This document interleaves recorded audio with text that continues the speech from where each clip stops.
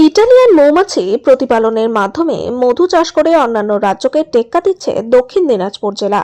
রাজ্য সরকারের আর্থিক সহায়তায় বর্তমানে ইটালিয়ান মৌমাছির প্রতিপালন করে লাভের মুখ দেখছেন দক্ষিণ দিনাজপুর জেলার মধু চাষিরা। পাশাপাশি প্রতিপালনের মাধ্যমে মধু চাষ করে অন্যান্য রাজ্যকে টেক্কা দিচ্ছে। প্রত্যেক বছরই এই সময়টায় বহু দূর দূরান্ত থেকে জেলার বিভিন্ন প্রান্তের সর্ষে ফুলের জমিতে ইতালিয়ান মৌমাছি প্রতিপালন করে মধু চাষের আশায় এই জেলায় আসেন মধু চাষিরা। বর্তমানে রাজ্য সরকারের আর্থিক সহায়তা পেয়ে এবং বৈজ্ঞানিক পদ্ধতিতে ইটালিয়ান মৌমাছির প্রতিপালন করে বিগত বছরের থেকে মধু উৎপন্ন, মধুর পরিমাণ বেড়েছে অনেকাংশেই, যার ফলে অধিক লাভবান হচ্ছেন মধু চাষিরা।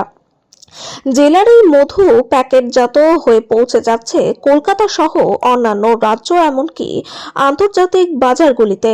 আর তাতেই লাভের মুখ দেখছেন বলে জানালেন এক সফল মধু চাষী রমজান আলী ও সুবেদার আলীরা। ভবিষ্যতে এমন মধু চাষের দ্বারা সারা বিশ্বের দরবারে দক্ষিণ দিনাজপুর জেলার নাম উজ্জ্বলিত হবে বলে তারা যার পর নাই হয়ে আশাবাদী।